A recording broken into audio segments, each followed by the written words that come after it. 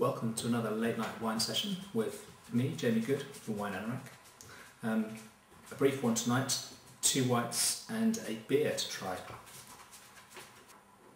This first wine is a South African Sauvignon Blanc. It's beautifully packaged, a nice heavy bottle, very elegant label design, a good quality cork, and it's from the Walker Bay region, and it's the Southern Rite Sauvignon Blanc 2007.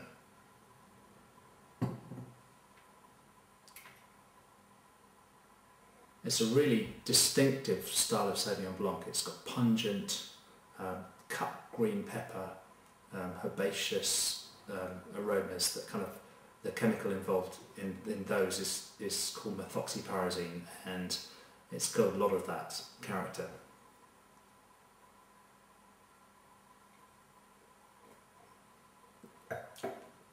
Really concentrated on the palate. Lots of bold flavours. It's fruity, but there's more to it than just the fruitiness. There's this quite extreme green character as well that comes through. It's the sort of wine that you taste it and you think, I'm not quite sure about that.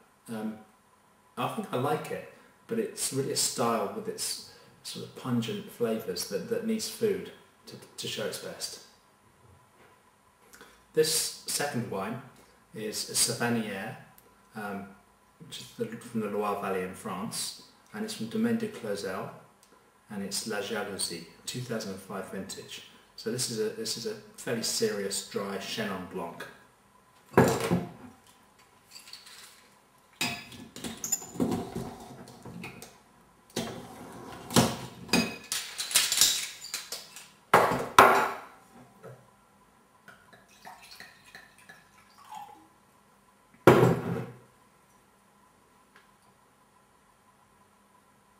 And immediately you can spot that as a Chenin.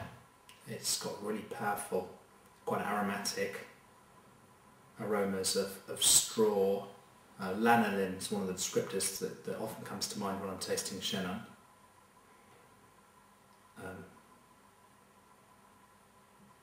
It's kind of herbs as well, maybe a hint of cheese, or am I imagining that? Don't know. Bit waxy as well. It's another word I like to use with Chenin. Again, with these wine words, often they kind of come to mind, but you wonder it's whether because you're actually getting them when you smell the wine, or just because you've learnt this list of words that goes with various grape varieties and wine styles.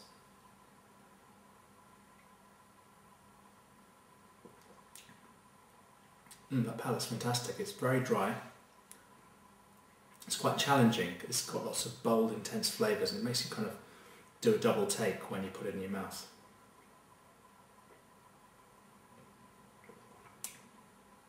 It's mineralic. I'm getting more of that dry straw character.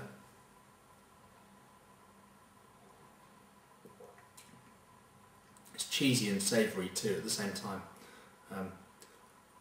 A distinctive wine that I think you kind of have to want to like a bit, because when you first taste it, it's almost aversive because it's so strongly flavoured. But I guess like many cheeses, when you first try them, you think, I'm not quite sure about that. But after a while, you begin to love those tastes that are a bit harder to acquire. They're more enduring tastes sometimes than the easy to acquire tastes of sweet fruit flavours and oak and all those other things.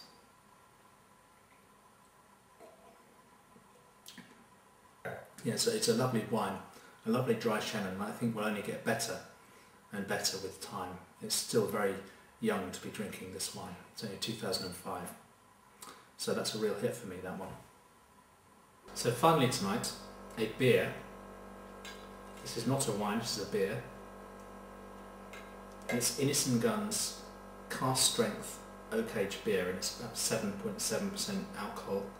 It's been aged for quite a while in oak barrels, which is unusual for beer, but it adds to the character of this particular beer quite a bit. And this is rich and malty, quite a sweet aroma. It's quite complex too.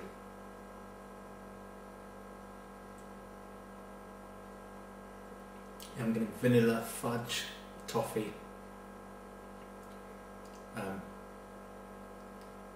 warmer sort of flavours than you might expect from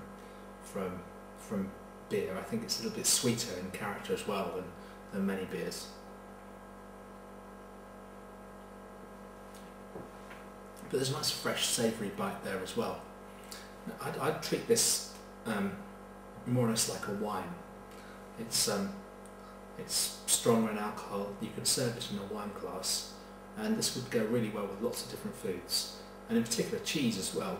Beer goes fantastically well with cheese, and this sort of rich, bold, complex style with quite a bit of sweetness to the flavours, I think would be really good with cheese in particular, but would serve quite well sort of generally at table. It's delicious. So on that beery note, I'll say good night and hope to see you soon here on wineanorak.com.